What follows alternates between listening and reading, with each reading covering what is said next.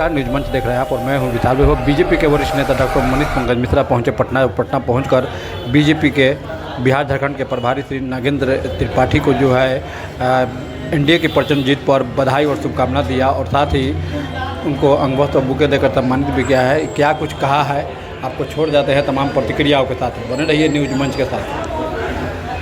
बिहार में प्रचंड एनडीए की जीत होने पर आज हम लोग क्षेत्रीय संगठन महामंत्री श्री नगेंद्र नाथ त्रिपाठी से मुलाकात किए हैं और उन्हें सम्मानित किए हैं और उनसे हम लोग आशीर्वाद भी लिए हैं।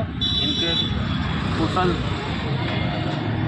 संगठन के से एनडीए की प्रचंड जीत हुई है और हम लोग यही आशीर्वाद लिए हैं कि संगठन हमेशा मजबूत रहे। मैं गया जी, डॉक्टर मनीष पंकज, गया जी, बिहार।